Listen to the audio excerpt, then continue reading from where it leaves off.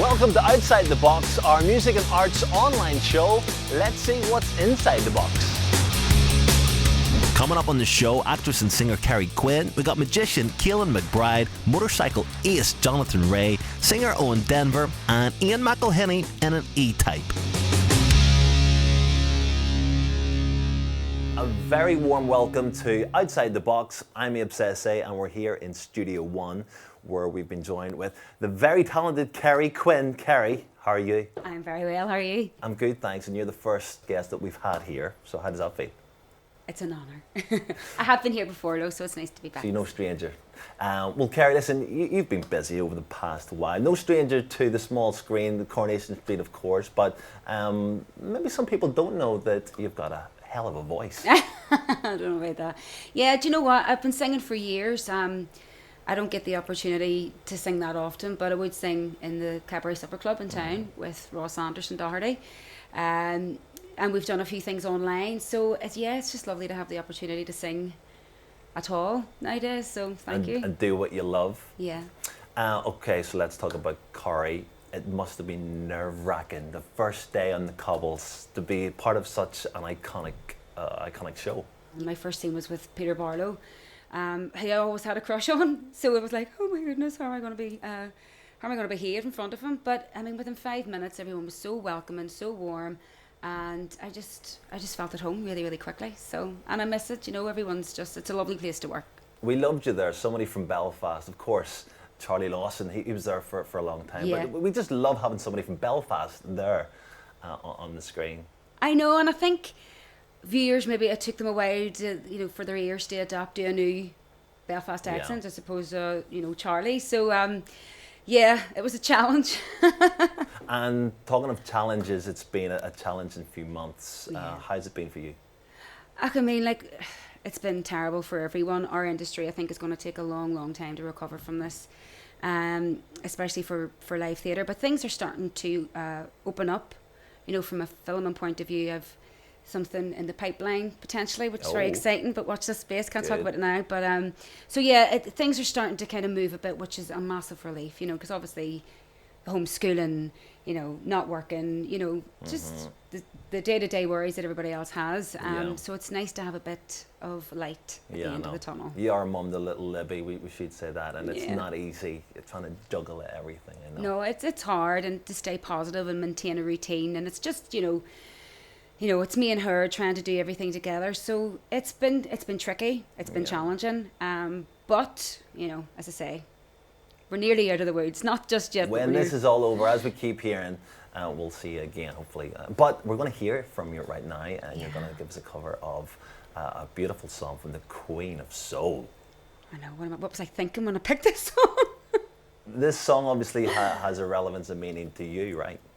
Well, I mean, it's an Aretha song, but it was played in the film The Commitments, and it's just a beautiful song. So hopefully, I won't. Listen, a beautiful song, a beautiful voice. We're about to hear Kerry Quinn right now. And while you do that, I'm just going to take a seat over here and enjoy it.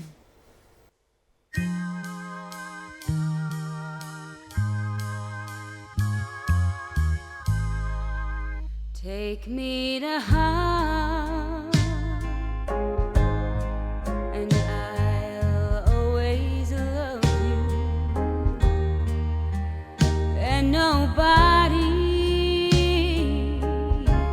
can make me do wrong.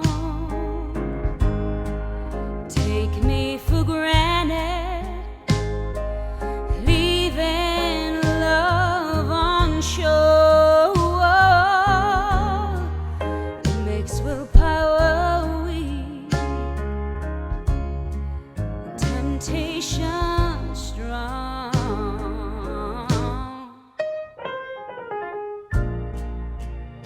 Woman's only human. You should understand. She's not just a plaything.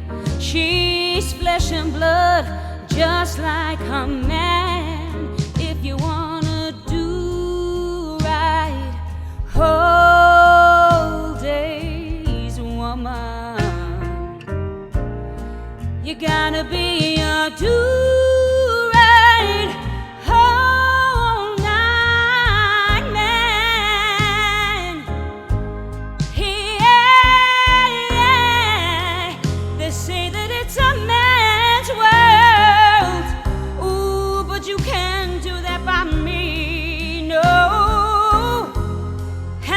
this way together, baby. Show some respect for me if you wanna do right. Whole days, woman. You gotta be a do-right all night man.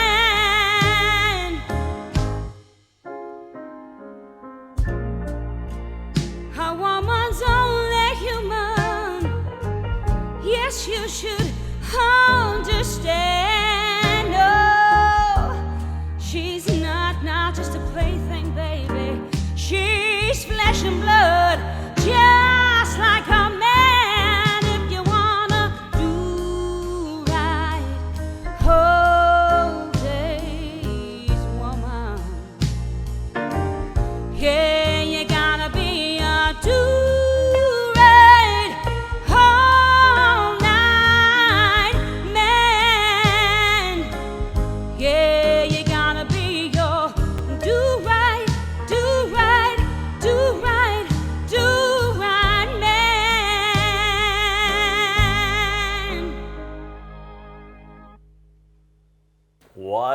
What a powerful voice. Where did that come from? I don't know. Goosebumps, pure goosebumps. Listen, thanks for coming to see us on Outside the Box, and good luck for the future, okay? Thanks for having me. To the Red Room now, where the next act is pure magic.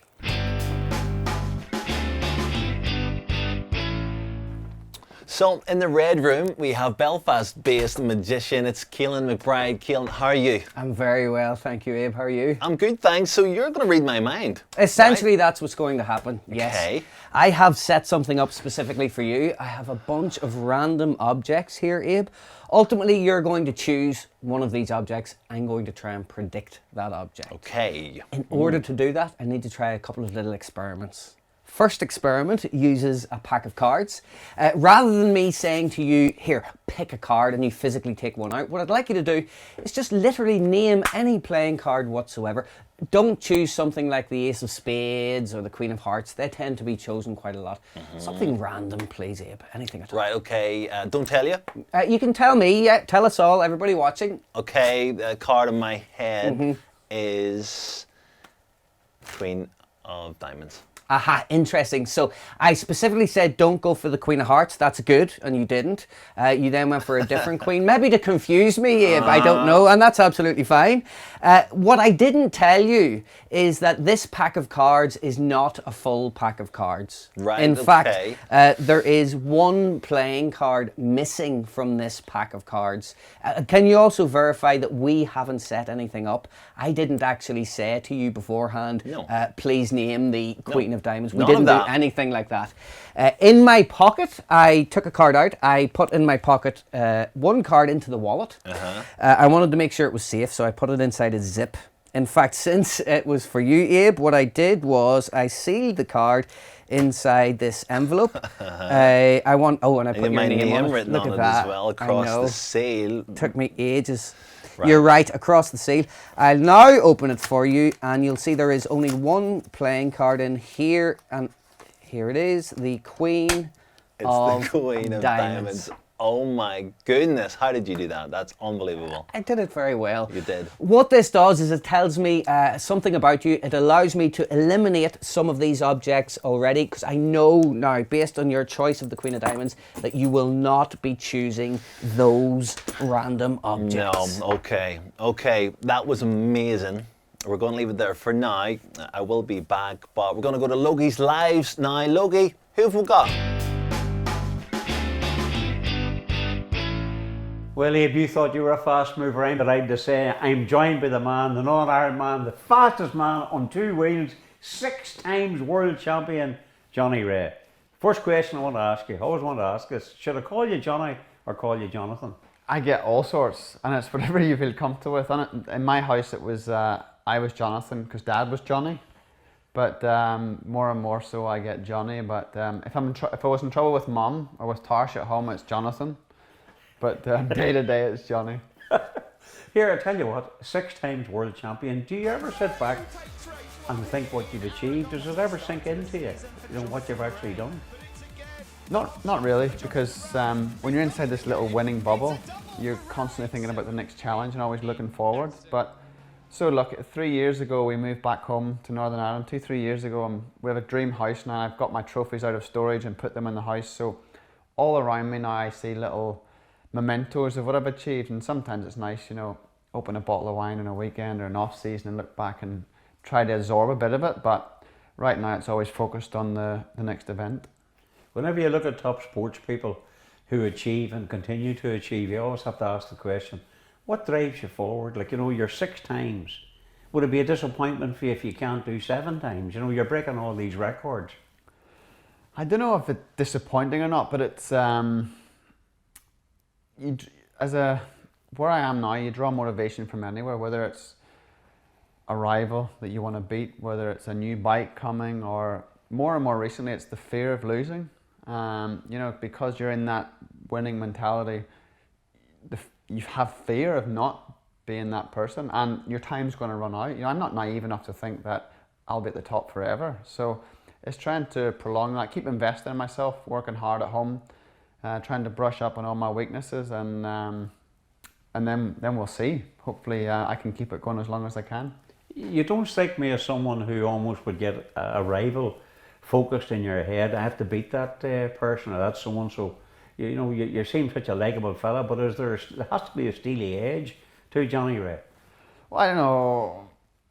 I'm never obsessed by a rival, but there'll be things you read or a rival says that just piss you off, and you hang on to that, and that's a little bit of fuel for the fire to want to beat that guy a little bit more or stick that pass on them a little bit harder. But to be fair, if you look at the season as a total, if we look at a season as a war, you're trying to break it down into not who's going to win the war, but each little battle. And I've used that step-by-step philosophy in the last years. And we turn up at Aston, for example, round 1, and that's just the first battle. We try and do the best we can, and then park that one and go on to the second, and hopefully we can be there at the end when we tally up the points. Difficult times we're living in. How has COVID affected you? Well, it's made it harder to do international travel. I mean, traveling now is a nightmare. But I've been lucky with my job. I can still travel, so it breaks up that mundane day-to-day of the same thing. I've done it at home with my wife. It's been during the second lockdown period, if you like, when the kids were still at school and we had to homeschool. That was tough, because every day is the same. Nothing to look forward to. I didn't know if my calendar was going to be released or not.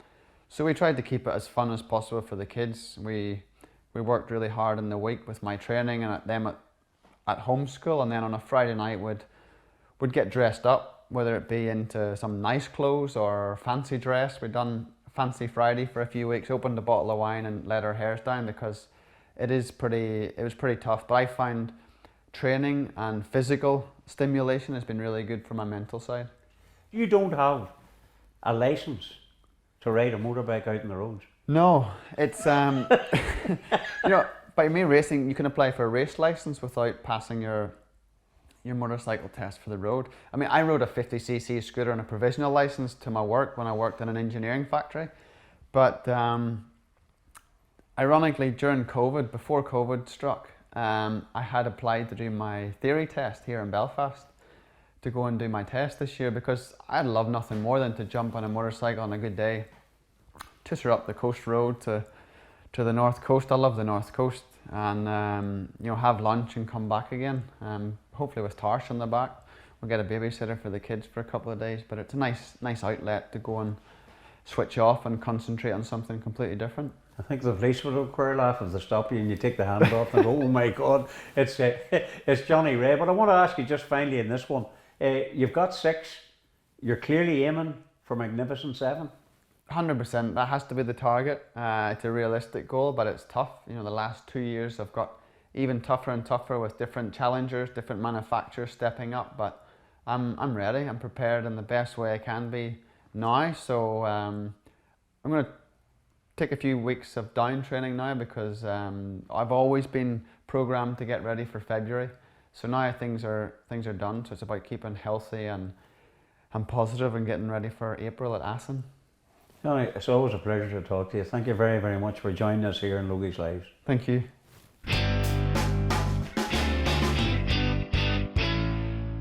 So we're back with Kaelin McBride. Kaelin, that magic card trick was amazing. What have you got up your sleeve for us now?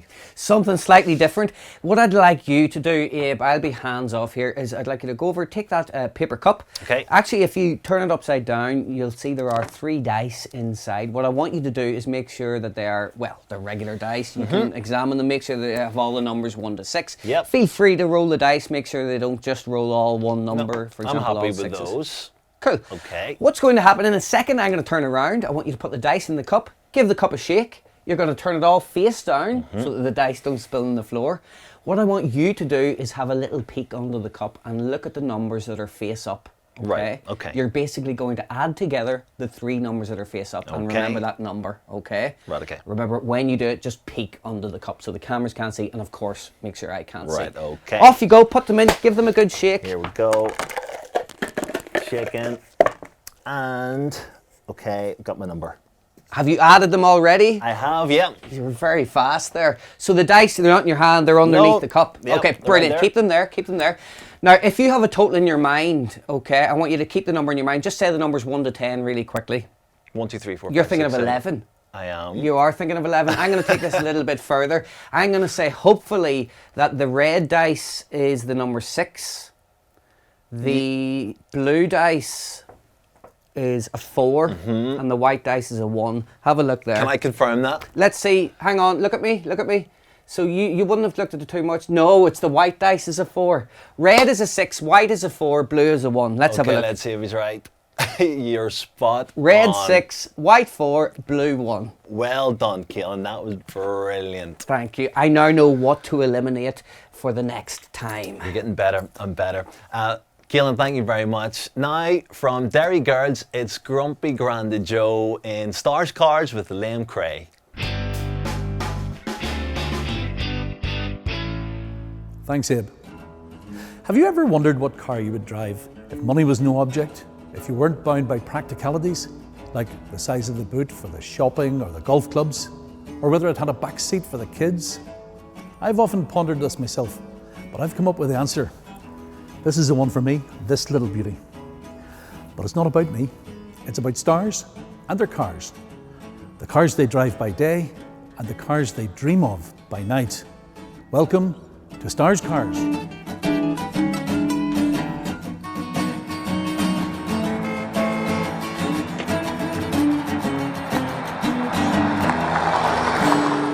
Well, I'm here with Grumpy Granda Joe from the Derry Girls, the lovely Ian McElhinney. Not so grumpy really, are you, Ian?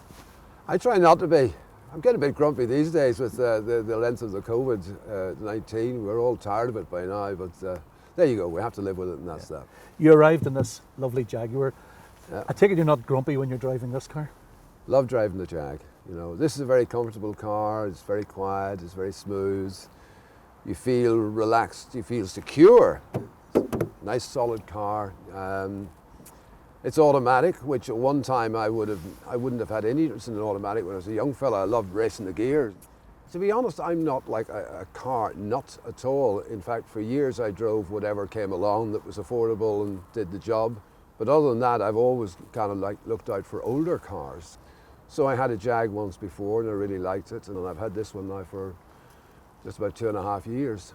But they're all old cars. Yeah, they are old cars, yet you're a very successful actor these days. Tell me a bit about, you know, you're successful now with Derry Girls and with Yeah. Game of Thrones, and obviously you've been in a lot of other stuff as well. Yeah, Tell me a bit about your career, how you got into acting and, you know, how you got to where you are now.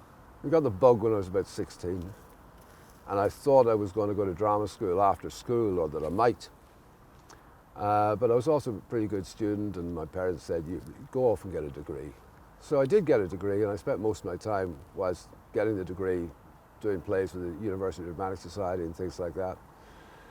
And I tried to give it up, but I kind of knew that somewhere along the line I would probably have to do it. And I was eventually 30 before I said, right, I was already, by that stage I was already teaching.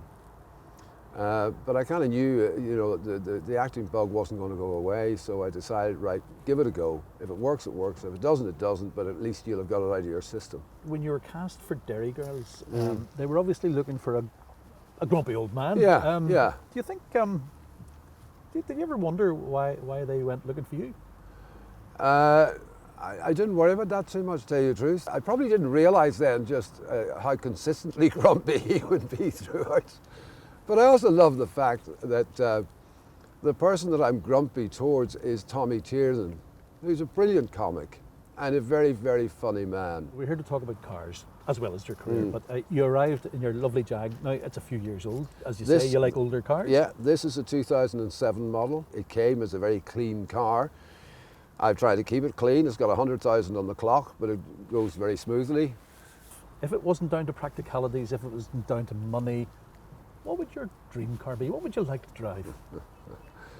Oh, well, there's so many options, aren't there? When I was a young fella, I always thought that an E-Type Jag looked fantastic. I think I can make your teenage dream come true. Dream sequence, please. Wow.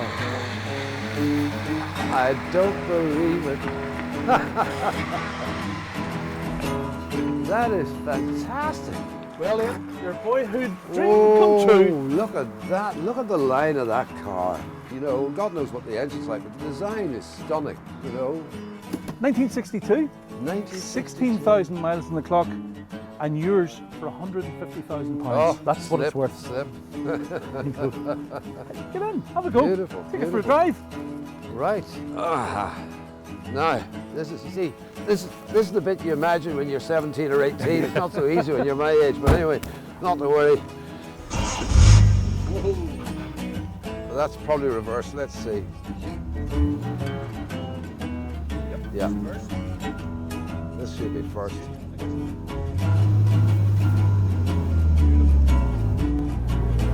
Oh. No, getting into second is proving quite difficult. We'll take a turn here. Now you have to stop absolutely dead to get her to first. And needless to say, being an old car, it's no power steering, so the steering's very tight. Now you see me, now you don't. One thing I have to say is these seats are unbelievably comfortable. They're really, really well spongy sprung. They're beautiful and finished in fine leather as well.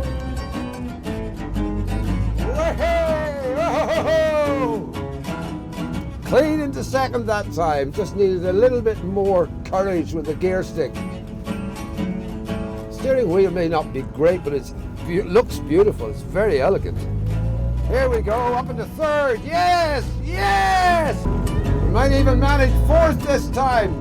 Fourth, yes! Third, yes! Getting used to this gear stick now. This is great. Yes, there we go. Really getting into the way of it now.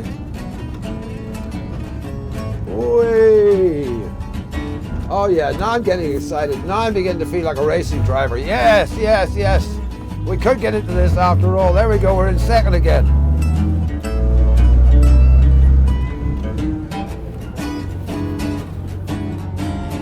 Well, that wasn't bad, Liam. Wasn't bad. Wasn't bad. Well, what do you think? Would you take this home, or are you going back in your own Jag? Tell you what, I'll quote you a line from the film. Go. Catch me if you can. I hope he's paying for that.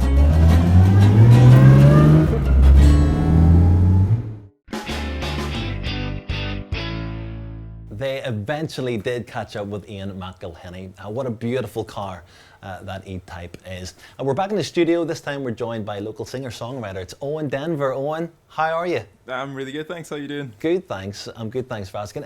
It's not too often I get to interview somebody taller than me. What height are you? About 6'3" or so, depending on whether or not you're measuring my hair into it or not. I think the hair gives you an extra couple of inches. It probably does, especially with lockdown as well. So. Yeah. Talking of lockdown, you've been busy over the past number of months, haven't you? Yeah, so I've written a new EP and it's almost ready to release basically, but I've been doing a lot of mixing and production on it.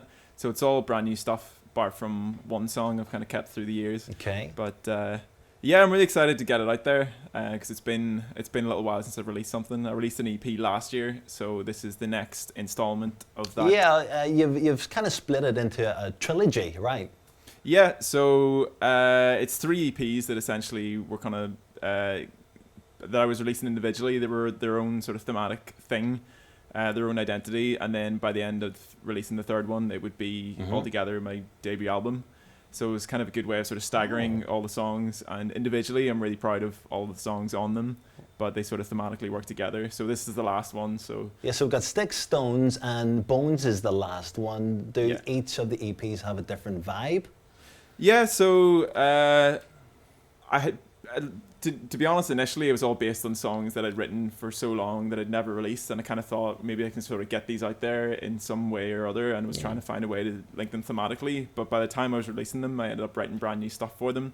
So it's based on, this is a bit nerdy, but it's kind of based on psychology, where Sigmund Freud had this idea that everybody's personality is split up into 3 parts. Right. Where one is a bit sort of cautious and apprehensive of everything, one is a bit more headstrong and outspoken, and then there's a 3rd one that's kind of like a balance between the 2. So then this 3rd one, Bones, is kind of where those songs sit. So for the most part, the EPs are based around love, and they're just sort of different approaches to that. So Which one are you? Well, I'm all 3, as everybody is, according to Sigmund Freud. So Sticks, Stones and Bones has been each part of that analogy, basically. Okay.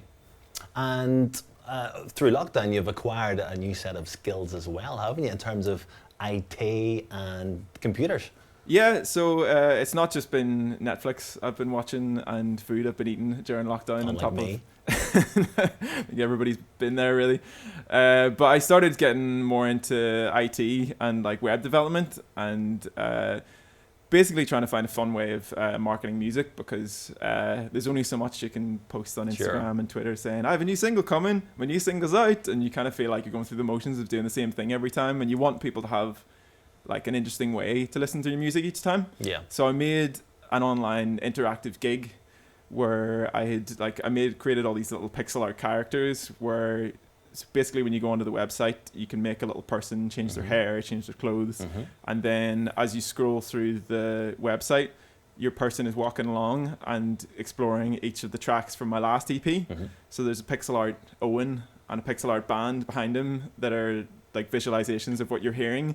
So as you step through, it's just kind of a more interesting way to listen to my last EP. I've tried it. It's pretty cool. Thanks. It was good fun to make. Well, Owen, listen, you're going to perform one of the songs off one of the EPs. It's called Loud and Clear. Yeah. We're looking forward to hearing that. Thanks for dropping in and seeing us outside the box, and we'll let you take it away. Cool. Owen Denver.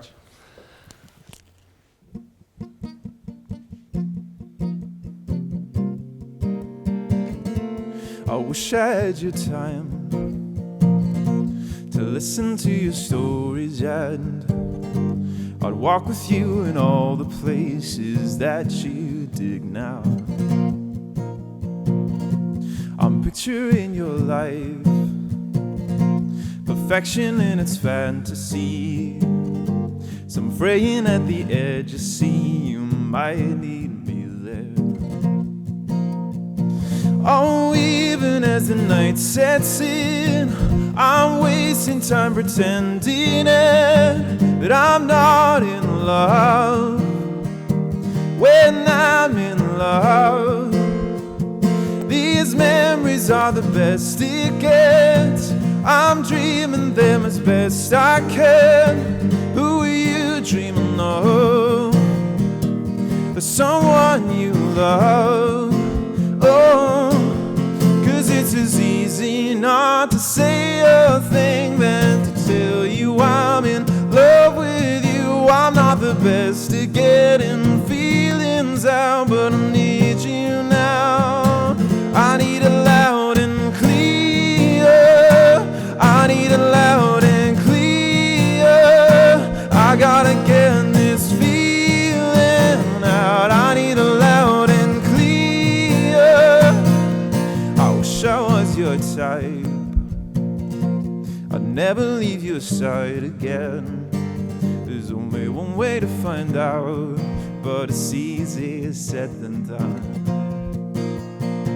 So I'll pick you up and take you out, go causing trouble around this town, and we'll go dancing to the sound of what the night can throw it awesome. But I'll leave it till your sleep sets in, still holding on to this pretense that I'm not in love when I'm in love. Oh, 'cause it's as easy not to say a thing than to tell you I'm in love with you. I'm not the best at getting feelings out, but I need you now. I need it loud and clear. I need it loud and clear. I gotta get this feeling out. I need it loud and clear. Oh, won't you read me now? Won't you read me, baby? Oh, won't you read me now? 'Cause words escape me. I know, I need it loud and clear. I need it loud and clear. I gotta get this feeling out. I need it loud and clear. I need it loud and clear. Oh, I need it loud and clear. I gotta get this feeling out. I need it loud and clear. Brilliant. Owen, loud and clear, absolutely brilliant. Good luck with the new EP, and thanks for calling in to see us on Outside the Box. Thanks a million. Cheers for having me. Right, back to the magic now. So we're back in the red room with our magician, Kaelin McBride. Kaelin, so what are we going to be doing now? Well, I've narrowed down our objects to 6 specific objects. I Okay. have a Rubik's Cube, a little toy car, some mini playing cards, a candle, a red sponge ball, and a little red toy dinosaur, all in my little toy box here. Right. What I'd like you to do is to literally think of any one of those objects. Just think about it. Don't reveal what it is yet. Okay. While you're doing that, I'm going to show you this is a drawer. In a moment, you'll open the drawer. What you'll find is one folded up piece of paper. That is my prediction. It's what I think you're going to pick. Right, okay. Now, we haven't set anything up. You've just thought of No. an object. Yeah, I now have the object in my head. Excellent. If you're happy with that object, whatever it is, I want you to now go over to the toy box. Take your object out and set it in front of the box. Right, do it now? Yeah. Okay. It's now outside the box. Okay. Now, be honest, you could have went for any object there. You literally could have had the dinosaur, the sponge ball, the candle. You didn't. You went for that one. I did, yeah. The Rubik's Cube. I'm happy with that. I don't want to touch anything. I want you to go over to the toy box. Just move the Rubik's Cube out of the way for me, and I want you to pull open the drawer. Okay. Doesn't matter if it comes all the way out. That's fine. Can you see a piece of There's paper? a piece of paper here. It's Make folded sure there's in no a paper other clip. pieces No. of paper. That's it. Okay, excellent. That's fine. And I want you to open up the piece of paper. Take the nice gold paper clip off. Okay. It is real gold. Just that's good. Excellent.